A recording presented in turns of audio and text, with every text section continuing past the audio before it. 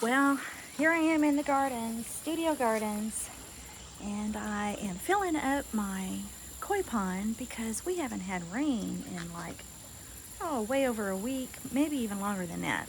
I've kind of lost track, but it was down. I was shocked. I'm always shocked in summer by how much it goes down.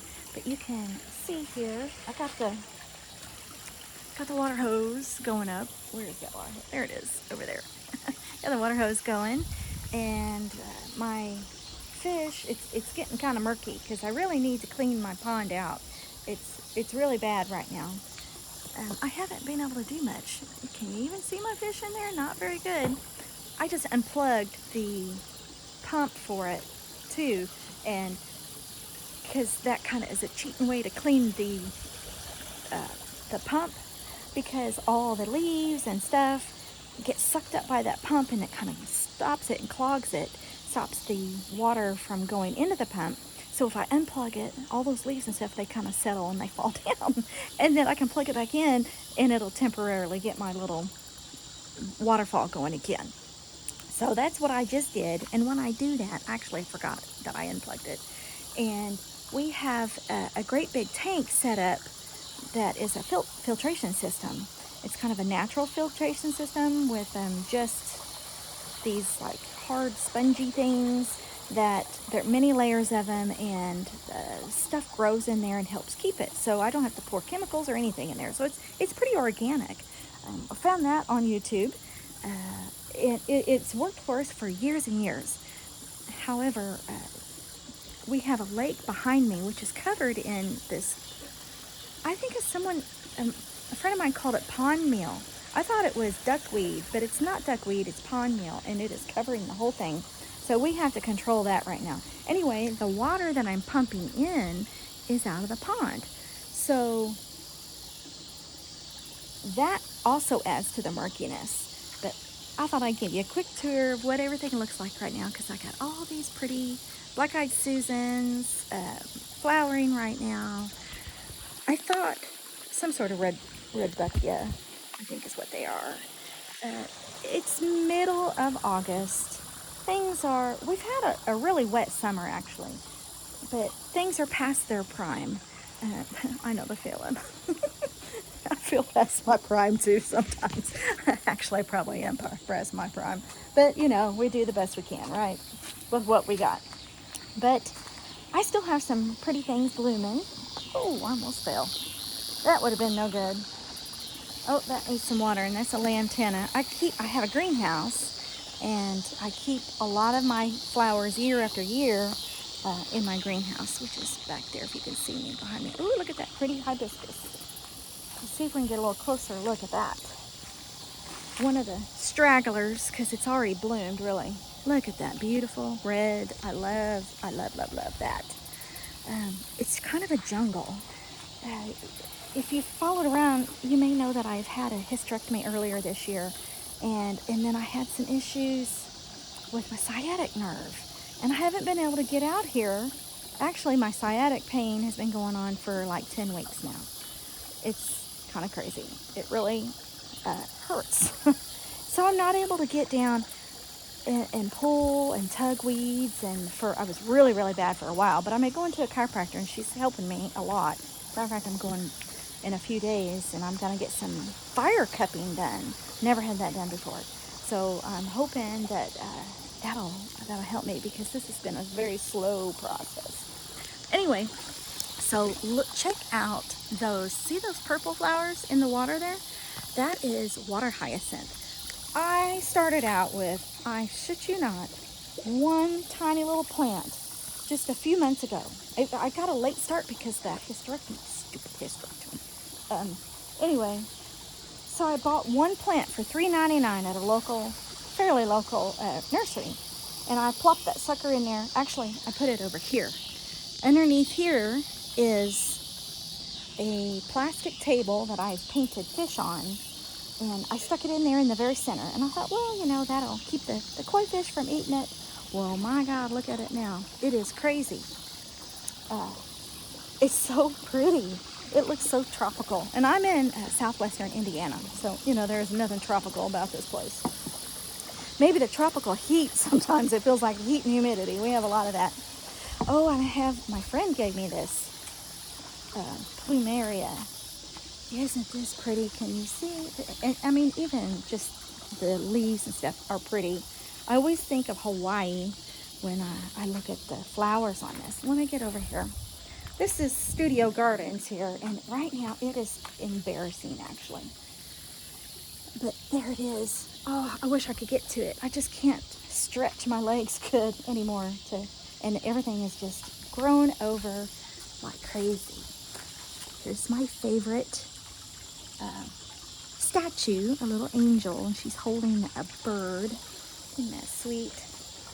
And my petunias just look pitiful. I haven't fed them. I do have this stuff, I tell you, it's beautiful, but it will take over your garden, and it has. And I ripped up a bunch of it already, and it just, man, it just goes like crazy. And this beautiful begonia here has red underneath. Look at that. Isn't that gorgeous?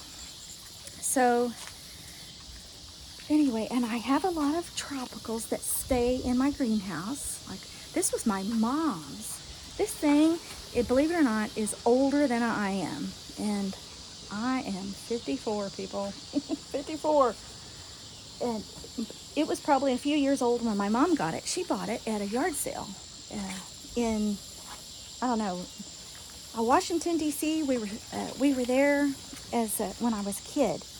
My dad was stationed at the Pentagon, actually. So that's why we were living there. He was in the service during the Vietnam War. And isn't that pretty? This is Obedient. And then, oh, I got my thing hung up here. Hold on a second. There we go. Oops, sorry about that. Oh, there's my upstairs. You see some stuff growing there. My asparagus fern. And that's another one I've kept for years and years and years. And then I have this is a beautiful clematis in the spring. It's pressed. It still looks nice, I think. I mean, I guess it's kind of ratty looking now. I feel kind of ratty looking too. But in the spring, it just has the most gorgeous purple blooms on it. And here's my banana plant. Keep that in the greenhouse all year round. And I have a bird of paradise back there. I don't know if I can get to it. It's just like a sea of these black-eyed Susans. Look at them. They are everywhere. They've taken over my walking space. And I usually try to pull them out, at least for the walking space. So I had to make a new walking space to get around them because I haven't pulled them out yet. We got a little fire pit down here. I don't use it too much, actually. Wish I would. But with the lake, we have mosquitoes really bad. But what else? Let's see. Come up on my little deck here. I'll show you. Oh, look at this. Pretty. Oop, I'm caught again. I got a wire hooked up to a battery for my phone. Sorry. This black and blue salvia. Oh my goodness. One of my favorites. I just love that. I love to have that every year. I love how it contrasts with the yellow black-eyed Susans. And then up here on this deck here, I'll show you. This is my pond filter. See, it's a great big 55-gallon drum, and it has all those filters I was telling you about earlier in it. And let's see, I might as well sit down while I'm here. Behind me are hibiscus, and they're not blooming because I haven't fed them the way I should. But when they are blooming, they're beautiful peach colored, kind of a dark, really more of a coral, I guess is what I would call them. Then I've got some geraniums here. These geraniums are actually pretty old. They're kind of scraggly. I need to cut them back so they'll freshen up.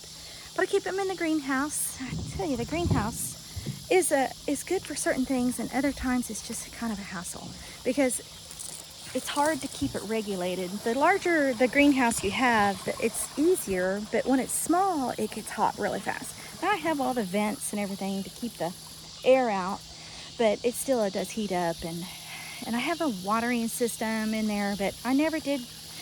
It was just too much, really. It drowned certain things, and then other things didn't get enough, and it just didn't really work out very good for me.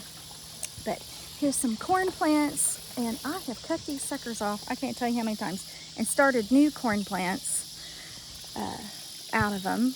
But they just look tropical to me, even though, they have this. I kind of like that. It doesn't bother me. Reminds me of like Florida or something. Because I like tropical plants in my flowers. My dream is I got lots of dreams, but I would like to now, in my head, make what I think New Orleans looks like.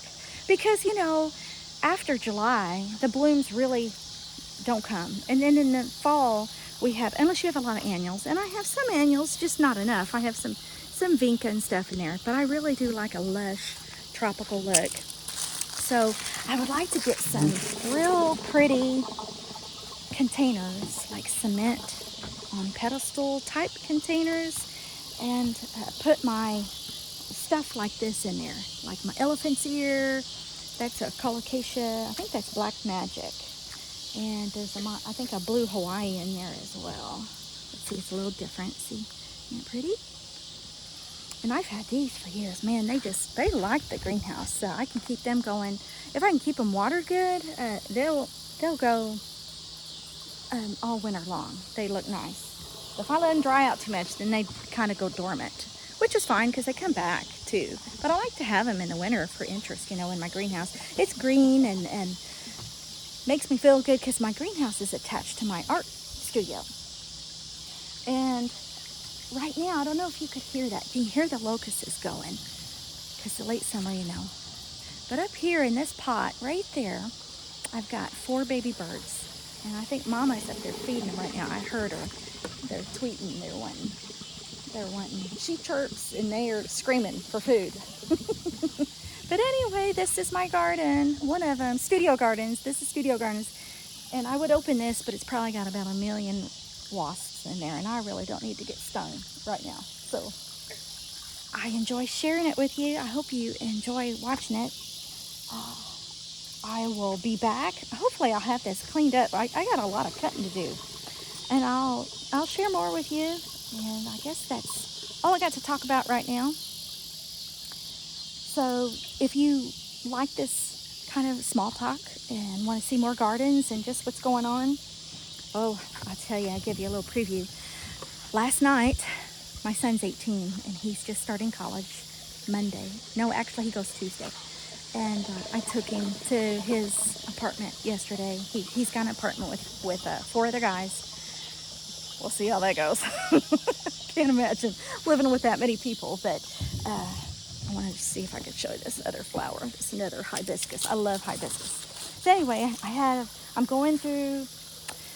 I'm starting to go through empty nester syndrome, and I'm a little teary-eyed and a little weepy, and I'm happy for him, and I raised him to be independent and want to move out, but now that it's here, I'm like, oh, please, I don't want him to move out. I miss him. But he's not even gone yet. He stayed last night, and that was it, and then he came home today. He has a race. He races motorcycles, dirt bikes. He races dirt bikes. So he came home because we got to drive his dirt bike to the race tomorrow for him, and then off he goes. Monday, he goes to work, and then Tuesday, he's got school, and he'll stay Monday night. I asked him just a minute ago, I said, what are you going to eat Monday night? He goes, I don't know. I said, well, have you guys planned what you're going to do for food? Are you going to lump all your money together and put groceries in together and cook together? He thinks that's what's going to happen.